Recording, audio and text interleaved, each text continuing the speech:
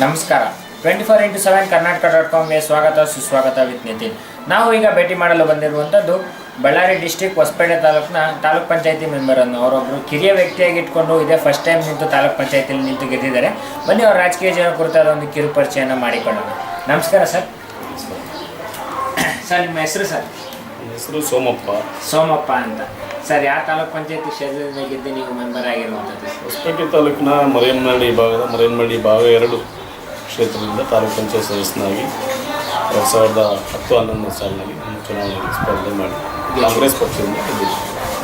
Sir ಇದೇ first time taluk ಪಂಚಾಯತಿಗೆ contest ಮಾಡಿ ಗೆದ್ದಿದ್ದೀರಾ ಸರ್? ಏನು ಅನಿಸ್ತಾ ಇದೆ ಸರ್ ರಾಜಕೀಯ ಜೀವನ? ರಾಜಕೀಯ ಈಗಾಗಲೇ ನಾವು ಸುಮಾರು ನನ್ನ 18ನೇ ವಯಸ್ಸಿನಿಂದ ಕೂಡ ರಾಜಕೀಯದಲ್ಲಿ ನಾನು ಇನ್ವಾಲ್ವ್ಮೆಂಟ್ ಆಗಿ ರಾಜಕೀಯ ಪಕ್ಷದಲ್ಲಿ ಬಂದಿದ್ದೇನೆ.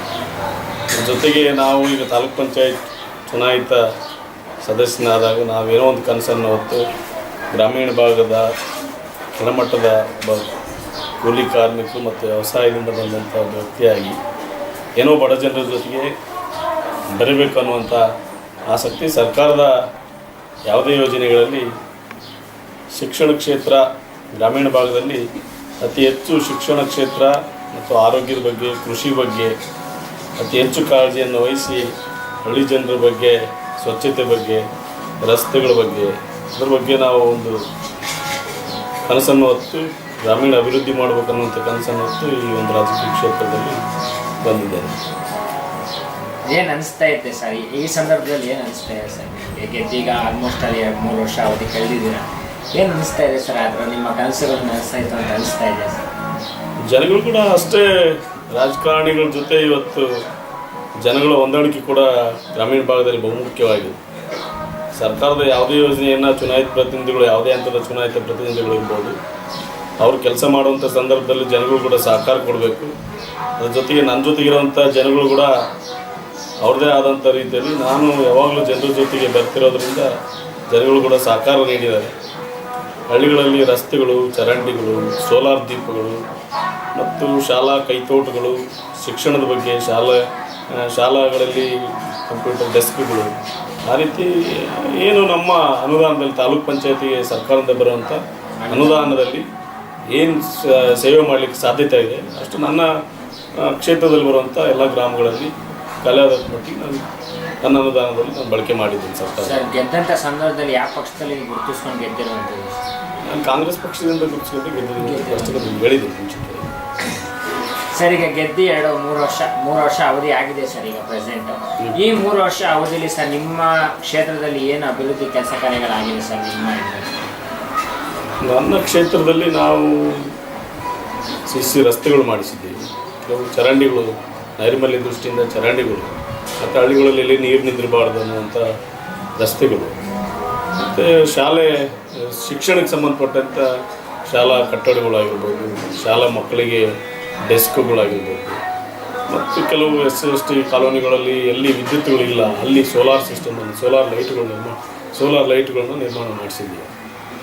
ಮತ್ತು ಇನ್ನು ಹೆಚ್ಚಿನ ರೀತಿಯಲ್ಲಿ ಎಲ್ಲಿ ಯಾವ ಭಾಗದಲ್ಲಿ ನಮ್ಮ ತಾಲೂಕ್ ಪಂಚಾಯತಿಗಳಿಗೆ ಅನುದಾನದ ಕೊರತೆ ಇದೆ. ಅನುದಾನ ಅಷ್ಟೊಂದೇನು ತಾಲೂಕ್ ಪಂಚಾಯತಿಗಳಿಗೆ ಬರೋದಿಲ್ಲ.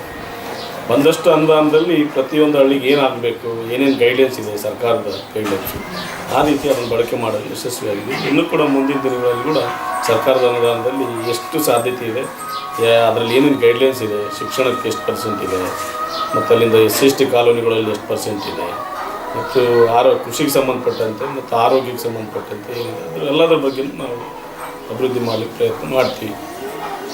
ಸರ್ ಈಗ ನಿಮ್ಮ ಅನುದಾನ ಅಲ್ಲದಂತೆ ಸರ್ ಜಿಲ್ಲಾ ಪಂಚಾಯತಿ ಆಗ್ಬೋದು, MLA ಆಗ್ಬೋದು, MP ಆಗ್ಬೋದು, ಅವರ ಫಂಡಿಂದ ಏನಾರ ನೀವು ತಂದು ಕೆಲಸ ಕಾರ್ಯಗಳು ಮಾಡಿದ್ದಾರೆ?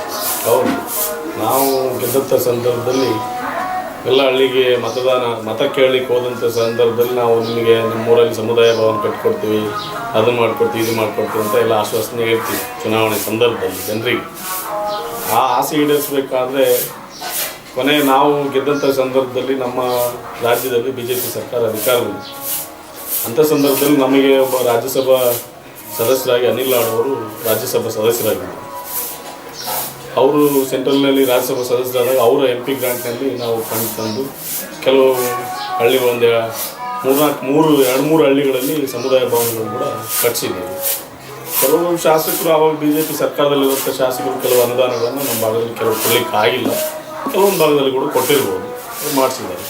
ನಮಗೇನು ನಮ್ಮದೇ ಆದಂಥ ನಾಯಕರು ಏನಿದ್ರು ಅವರು MP ಆಗಿದ್ದರು, ಅವ್ರ ಗ್ರ್ಯಾಂಟ್ನ ತಂದು ನಾವು ಒಂದು ವೆಂಕಟಾಪುರ ಅನ್ನುವಂಥ ಹಳ್ಳಿ, ಒಂದು ಐನಹಳ್ಳಿ ಅನ್ನುವಂಥ ಹಳ್ಳಿ, ದೇವಲಾಪುರ ಅನ್ನುವಂಥ ಹಳ್ಳಿಗೆ ಅವ್ರ ಗ್ರ್ಯಾಂಟ್ ಅಂತಂದು ಕೆಲಸ ಮಾಡಿಸಿದ್ವಿ. ಸರ್, ಇನ್ನು ನಿಮಗೆ 20 ತಿಂಗಳ ಅವಧಿ ಇದೆ ಸರ್. ಈ ಅವಧಿಯಲ್ಲಿ ಇನ್ನೂ ನೀವು ಏನು ಹೆಚ್ಚಿನ ಬದಲಾವಣೆಗಳನ್ನ ತರಬೇಕು ಅಂತ ಆಸೆ ಅಥವಾ ಯೋಜನೆಗಳನ್ನ ಇಟ್ಕೊಂಡಿದ್ದಾರೆ? ನಾವು ಇನ್ನೂ ಇರೋಂಥ 20 ತಿಂಗಳ ಅವಧಿಯಲ್ಲಿ ಈಗಾಗಲೇ 40 ತಿಂಗಳು ನಮ್ಮ ಅವಧಿ ಕಳೆದ್ಬಿಟ್ಟಿದೆ. ಇನ್ನೇನು ಸಾಯಂಕಾಲ 3 ಗಂಟೆ ಆಗಿಬಿಟ್ಟಿದೆ, 5 ಗಂಟೆಗೆ ಆದರೆ ಸ್ಕೂಲ್ ಕೊಡ್ತಿದೆ. ಹಂಗೆ ಇನ್ನೂ ಇರೋಂಥ 2 ತಾಸು ಏನು ಸ್ಕೂಲಲ್ಲಿ ಇರ್ತದೆ. ಹಾಗೆ ಈ ಒಂದು ತಾಲೂಕ್ ಪಂಚಾಯತಿ ಅವಧಿ ಕೂಡ ಇನ್ನೂ ಕೇವಲ 20 ತಿಂಗಳು ಇರೋದ್ರಿಂದ 40 ತಿಂಗಳಲ್ಲಿ ಎಷ್ಟು ಮಾಡಲಿಕ್ಕೆ ಸಾಧ್ಯತೆ ಆಗಿದೆ ಅನ್ನುವಂಥದ್ದು ಈಗಾಗಲೇ ನಿಮ್ಗೆ ಹೇಳಿದ್ದೀನಿ. ಆ ಥರ 20 ತಿಂಗಳಲ್ಲಿ ನಾವು ಏನು ಮಾಡಬೇಕಂತ ಕನಸನ್ನು ಹೊತ್ಕೊಂಡಿದ್ದೀವಿ. ನಮಗೆ ಬರೋಂಥ ಅನುದಾನ ಕಡಿಮೆ ಇದ್ದರೂ ಕೂಡ ಇವತ್ತು ನಮ್ಮದೇ ಅಧಿಕಾರದಲ್ಲಿರೋಂಥ ಸರ್ಕಾರ ಕೂಡ ಇದೆ. ಆದರೆ ನಮ್ಮ ಭಾಗದಲ್ಲಿ ಶಾಸಕರು ಬೇರೆ ಇದ್ದಾರೆ. ಅವ್ರ ಜೊತೆ ಕೂಡ ಏನು ಮಾತಾಡಿ ನಮ್ಮಲ್ಲಿ ಏನು ಕೆಲಸಗಳು ಮಾಡ್ಕೊಳ್ಳಿಕ್ಕೆ ಸಾಧ್ಯತೆ ಆಗ್ತಿದೆ, ಮತ್ತು ರೈತರುಗಳಿಗೆ ಹೊಲಗಳಲ್ಲಿ ಏನು ಕೆಲಸ ಮಾಡ್ಕೊಳ್ಳಿಕ್ಕೆ ಸಾಧ್ಯತೆ ಐತೆ, ಕೃಷಿಗೆ ಸಂಬಂಧಪಟ್ಟಂಥ ವಿಷಯದಲ್ಲಿ ಹಳ್ಳಿ ಭಾಗ ಆಗಿರೋದ್ರಿಂದ ಕೃಷಿ ಸಂಬಂಧಪಟ್ಟಂಥದ್ದು ಹಳ್ಳಿ ಗ್ರಾಮೀಣ ಭಾಗದಲ್ಲಿ ನೈರ್ಮಲ್ಯ ಕಾಪಾಡುವಂಥ ದೃಷ್ಟಿಯಲ್ಲಿ ಜನರಿಗೆ ಒಂದು ತಿಳುವಳಿಕೆ ಹೇಳೋದ್ರ ಮೂಲಕ ರಸ್ತೆಗಳಾಗಿರ್ಬೋದು, ಚರಂಡಿಗಳಾಗಿರ್ಬೋದು, ಅದನ್ನು ಯಾವ ರೀತಿ ಮಾಡಿಕೊಡ್ಬೇಕು ಅನ್ನೋಂಥದ್ದು ಯೋಚನೆ ಮಾಡಬೇಕು ಅನ್ನೋಂಥ ಒಂದು ಕನಸಿದೆ. ಸರ್, ಈಗ ಒಬ್ಬರು ತಾಲೂಕ್ ಪಂಚಾಯತಿ ಮೆಂಬರ್ ಅಂದಮೇಲೆ ಸರ್, ನಿಮ್ಮ ಕ್ಷೇತ್ರದಲ್ಲಿ ನೀರಿನ ವ್ಯವಸ್ಥೆ ಆಗ್ಬೋದು ಅಥವಾ ಸ್ವಚ್ಛತೆ ಬಗ್ಗೆ ಆಗ್ಬೋದು, ನೈರ್ಮಲ್ಯತೆ ಬಗ್ಗೆ ಆಗ್ಬೋದು, ಅದ್ರ ಬಗ್ಗೆ ಎಲ್ಲ ಏನೊಂದು ಕ್ರಮ ತಗೊಂಡಿದ್ದೀರಿ? ನನಗೆ ಸಂಬಂಧಪಟ್ಟಂಥ ಸುಮಾರು 6 ಹಳ್ಳಿಗಳಲ್ಲಿ ಕುಡಿಯೋ ನೀರಿನ ಬಗ್ಗೆ ಯಾವುದಾದ್ರೂ ಒಂದು 2 ಹಳ್ಳಿಗಳಲ್ಲಿ ಅನೇಕ ಸಮಸ್ಯೆ ಆದಂಥ ಸಂದರ್ಭದಲ್ಲಿ ಅಲ್ಲಿ ಸಂಬಂಧಪಟ್ಟಂಥ ಜಿಲ್ಲಾ ಪಂಚಾಯತ್ ಇಂಜಿನಿಯರ್ಗಳು ಇಟ್ಕೊಂಡು ಆ ಸಂದರ್ಭದಲ್ಲಿ ಇವತ್ತು ಬೋರ್ ಹಾಕ್ಸ್ಬೇಕಂದ್ರೆ ಅವ್ರು ಬೋರ್ ಹಾಕ್ಸಿದ್ವಿ. ಕುಡಿಯೋ ನೀರಿಂದ ಏನೇ ಸಮಸ್ಯೆ ಇದ್ದರೂ ಎಲ್ಲಿ ಟ್ಯಾಂಕ್ಗಳು ನಿರ್ಮಾಣ ಮಾಡಬೇಕು, ಯಾವುದೇ ಜಿಲ್ಲಾ ಪಂಚಾಯತ್ ಯೋಜನೆಯಲ್ಲಿ ಆದರೂ ಕೂಡ ಅಲ್ಲೇ ಓವರ್ ಹೆಡ್ ಟ್ಯಾಂಕ್ಗಳನ್ನೆಲ್ಲಿ ಮಾಡಬೇಕು, ಕುಡಿಯೋ ನೀರಿನ ಪೈಪ್ಲೈನ್ಗಳಲ್ಲಿ ಸೂಕ್ತವಾಗಿ ವಾಲ್ ಸಿಸ್ಟಮ್ ಮಾಡಿ ಎಲ್ಲ ಯಾವುದೇ ಹಳ್ಳಿ ಕುಡಿಯೋ ನೀರಿನ ತೊಂದರೆ ಇರಬಾರ್ದು ಅನ್ನುವಂಥದ್ದನ್ನ ಅಲ್ಲಿ ಭಾಗದ ಜನರಿಗೆ ಸರ್ಕಾರ ಅಲ್ಲಿ ಕುಡಿಯೋಕ್ಕೆ ನೀರು ಕೊಡೋಕ್ಕಾಗಿಲ್ಲ ಅಂದರೆ ಜಿಲ್ಲಾ ಪಂಚಾಯತಿಯಿಂದ ಆಗಿರ್ಬೋದು, ತಾಲೂಕು ಪಂಚಾಯತ್, ಗ್ರಾಮ ಪಂಚಾಯತ್ ಯಾವುದೇ ಹಂತದ ಒಂದು ಪಂಚಾಯತ್ ರಾಜ್ ವ್ಯವಸ್ಥೆಯಲ್ಲಿ ಕುಡಿಯೋ ನೀರನ್ನ ಎಷ್ಟು ತಾಸಲ್ಲಿ ಕೊಡಬೇಕು ಅನ್ನುವಂಥದ್ದು ಕೂಡ ಇದೆ. ಆದರೂ ಆ ಜನರಿಗೆ ತೊಂದರೆ ಆಗಲಾರ್ದ ರೀತಿ ಯಾವ ಹಳ್ಳಿಯಲ್ಲಿ ಕೂಡ ಕುಡಿಯೋ ನೀರಿನ ತೊಂದರೆ ಆಗಲಾರ್ದಂಗೆ ನಾವೆಲ್ಲ ನೋಡ್ಕೊಂಡಿದ್ದೀವಿ. ಇವತ್ತು ನಮಗೆ ಸಂಬಂಧಪಟ್ಟಂತೆ ಯಾವ ಹಳ್ಳಿಯಲ್ಲಿ ಕೂಡ ಕುಡಿಯೋ ನೀರಿನ ತೊಂದರೆ ಇಲ್ಲ. ಕೆಲವು ನಮ್ಮ ಮರಿಯಮ್ಮನಹಳ್ಳಿ ತಾಂಡ ಅನ್ನುವಂಥ ಹಳ್ಳಿಗೆ ಕುಡಿಯೋ ನೀರಿನಲ್ಲಿ ತೊಂದರೆ ಇದ್ದರೂ ಕೂಡ ಕೆಲವೊಂದು ರೀತಿ ಎಲ್ಲ ಚೆನ್ನಾಗಿ ಪೈಪ್ಲೈನ್ ಎಲ್ಲ ಮಾಡಿಸಿ ಅಲ್ಲಿ ಹೆಣ್ಮಕ್ಳಿಗೆಲ್ಲ ದೋಬಿ ಘಾಟ್ ಮಾಡಿಬಿಟ್ಟಿದ್ವಿ. ಲಾಸ್ಟ್ ಕೊನೆ ಸಂದರ್ಭದಲ್ಲಿ ಮರಿಯಮ್ಮನಹಳ್ಳಿ ತಾಂಡಲ್ಲಿ ನಮ್ಮ BJP ಸರ್ಕಾರ ಇದ್ದಾಗ ಶಾಸಕರಿದ್ರು ಹಳ್ಳಿಲಿ ಹೆಣ್ಮಕ್ಳಿಗೆ ದೋಬಿ ಘಾಟ್ ಕೂಡ ಮಾಡ್ಕೊಳ್ಳಿಕ್ಕೆ ಆಗ್ತಿರಲಿಲ್ಲ. ಅಲ್ಲಿ ಹೆಣ್ಮಕ್ಳು ಪಾಪ ಭಾಳ ತ್ರಾಸಪಟ್ಟು ಬಟ್ಟೆನ ಒಂದು CC ರಸ್ತೆಯಲ್ಲಿ ರೋಡಲ್ಲಿ ಬಟ್ಟೆ ತೊಳ್ತೀವಿ, ಅಲ್ಲಿ ಒಂದು ದೋಬಿ ಘಾಟ್ ನಿರ್ಮಾಣ ಮಾಡಿ ಅಲ್ಲೊಂದು ಸಿಸ್ಟಮ್ ಇಟ್ಟು ಅಲ್ಲೊಂದು ಹೌಸ್ ಕಟ್ಟಿ ಹೆಣ್ಮಕ್ಳು ನಾವು ಹೇಗೆ ಕೂತ್ಕೊಂಡಿದ್ವಿ ಹಿಂಗೆ ಕೂತ್ಕೊಂಡು ಬಟ್ಟೆ ತೊಳ್ಬೇಕು, ಆ ರೀತಿ ಅನುಕೂಲ ವ್ಯವಸ್ಥೆ ಕೂಡ ಮಾಡ್ಕೊಟ್ಟಿದ್ವಿ. ಅಂಥದ್ದು ಹಳ್ಳಿಗಳಲ್ಲಿ ಏನು ಮಾಡ್ಲಿಕ್ಕೆ ಸಾಧ್ಯ ಮಾಡ್ಕೊಳ್ಳಿಕ್ಕೆ. ಸರ್, ಈಗ ನಿಮಗೆ ರಾಜಕೀಯಕ್ಕೆ ಬರೋಕ್ಕೆ ಸರ್ ಬೆನ್ನೆಲುಬು ಅಥವಾ ಸ್ಫೂರ್ತಿ ಅಂತ ಯಾರು ಇದ್ದಾರೆ ಸರ್? ನಮಗೆ ನಾವು ಹಳ್ಳಿ ಮಟ್ಟದಲ್ಲಿ ಬೆಳೆದಿರೋದ್ರಿಂದ ನಮ್ಮನ್ನೇ ಇವ್ರು ನಮ್ಮ ಶಿಷ್ಯಂದರು ಇವ್ರನ್ನ ನಾವು ಬೆಳೆಸಬೇಕು ಅನ್ನುವಂಥ ದೃಷ್ಟಿಕೋನ ಇಟ್ಕೊಂಡು ಯಾರೂ ಬಂದಿರ್ಲಿಕ್ಕೆ ಸಾಧ್ಯತೆ ಆಗಿರೋದಿಲ್ಲ ಅಂತ ನಿಮಗೆ ಗೊತ್ತಿರ್ಬೋದು. ಇವತ್ತು ಹಳ್ಳಿಗಳನ್ನೆಲ್ಲ ಯಾರೋ ಒಂದು ಇನ್ಸ್ಪಿರೇಷನ್ ಇರ್ಬೋದು ಸರ್? ಇನ್ಸ್ಪಿರೇಷನ್ ಅಂದರೆ ನಮ್ಮ ಅಣ್ಣವರು 10 ವರ್ಷ ಗ್ರಾಮ ಪಂಚಾಯತ್ ಸದಸ್ಯರು ದುರ್ಗಪ್ಪ ಅಂತೇಳಿ 10 ವರ್ಷ ಗ್ರಾಮ ಪಂಚಾಯತ್ ಸದಸ್ಯರಾದ ನಂತರ ಮತ್ತೆ ಚುನಾವಣೆ ಸ್ಪರ್ಶಿಸಲು ಬೇಡ ಅಂತೇಳಿ ಏನು ನಮಗೆ ಕ್ಷೇತ್ರದಲ್ಲಿ ಜನರಲ್ ಕ್ಷೇತ್ರ ಬಂದಿತ್ತು. ಮತ್ತು ನಮ್ಮ ಅಣ್ಣವ್ರ ಜೊತೆಗೆ ಇರೋದ್ರಿಂದ ನಾವು ಜನರ ಜೊತೆಗೆ ಹೇಗೆ ಪರಿಚಯ ಇದ್ವಿ. ಹಂಗಾಗಿ ತಾಲೂಕು ಪಂಚಾಯತ್ ಕ್ಷೇತ್ರದಲ್ಲಿ ಮತ್ತು ನಮ್ಮ ತಾಲೂಕು ಪಂಚಾಯತ್ ನಮ್ಮ ಮರಿಯಮ್ಮನಹಳ್ಳಿ ಭಾಗದಲ್ಲಿ ಕೂಡ ನಮಗೆ ಆದಂಥ ವೇದಿಕೆಗಳಿದ್ದಾರೆ. KPCC ಸದಸ್ಯರೊಬ್ಬರಿದ್ದಾರೆ ಕೃಷ್ಣ ನಾಯ್ಕ ಅಂತೇಳಿ, ಅವರು ಮತ್ತು ಇನ್ನು ನಮ್ಮ ಅನೇಕ ನಾಯಕರು ಜೊತೆ ಕೂತ್ಕೊಂಡು ಅವರು ಕೂಡ ಮತ್ತು ಇಂಥ ವ್ಯಕ್ತಿ ನಿಲ್ಲಿಸಿದ್ರು ಗೆಲ್ತಾರೆ, ಇವ್ರನ್ನ ನಾವು ಹುಡುಗರ ಜೊತೆ ಯೂತ್ಸ್ ಜೊತೆಗಿದ್ದರೆ ನಮ್ಮ ಪಕ್ಷ ಕಟ್ಬೋದು ಅನ್ನೋಂಥ ಅವ್ರ ಕನಸು ಇರ್ತದೆ. ನಾವು ಕೂಡ ದೊಡ್ಡವ್ರ ಜೊತೆ ಯುವಕರು ಜಾಸ್ತಿ ಜನರ ಜೊತೆ ಬೆರೆತರೆ ನಾವು ಇದರಲ್ಲಿ ಹೋಗ್ಬೋದು ಮುಂದೆ ಅನ್ನುವಂಥದ್ದು ಕೂಡ ನಮಗೆ ಆಸೆಗಳು ಇರ್ತವೆ. ಹಾಗಾಗಿ ಬೆರ್ತು ಇವತ್ತಿ ಅಂತ ಬಂದಿದೆ. ಸ್ವಇಚ್ಛೆಯಿಂದನೇ ಬಂದಿರೋದು ಅಂತ ನಮಗೆ ಸ್ವಇಚ್ಛೆ ಮತ್ತು ಹಿರಿಯರ ಒಂದು ಆಸೆ ಕೂಡ ಆಶೀರ್ವಾದ ಕೂಡ ಇದೆ. ಹಿರಿಯ ನಾಯಕರು ಅವರ ಆಶೀರ್ವಾದ ಇದೆ. ಸರ್, ಈಗ ನೀವು ಗೆದ್ದಿರೋದಕ್ಕೆ ನಿಮ್ಮ ಕ್ಷೇತ್ರದ ಮತದಾರರ ಕಾರಣ ಸರ್. ಹೌದು, ಈ ಕ್ಷೇತ್ರದ ಮತದಾರರು ತಮ್ಮ ಅಮೂಲ್ಯವಾದ ಮತವನ್ನು ನೀಡಿ ನಿಮ್ಮನ್ನ ಜಯಶೀಲರಾಗಿ ಮಾಡಿದ್ದಾರೆ. ಸೊ ಕೊನೆಯದಾಗಿ ಏನೋ ಒಂದು ಸಿಹಿ ಮಾತುಗಳನ್ನ ಹೇಳಕ್ಕೆ ಇಷ್ಟಪಡ್ತೀರಾ ಸರ್? ನಿಮ್ಮ ಕ್ಷೇತ್ರ ನಾನು 2010-11ರಲ್ಲಿ ಚುನಾವಣೆ ಸ್ಪರ್ಧಿಸಿದಂಥ ಸಂದರ್ಭದಲ್ಲಿ ಯಾವುದೇ ಹಳ್ಳಿ ನನ್ನ ಕ್ಷೇತ್ರಕ್ಕೆ ಹೋದಾಗ ನಾನು ಹುಡುಗ ಇನ್ನು ಅವಾಗ ಎಲ್ಲ ಹಳ್ಳಿ ಜನರಿಗೆ ನಾನು ಮೊದಲಿಂದ ಪರಿಚಿತನೂ ಕೂಡ ಆಗಿದ್ದೆ.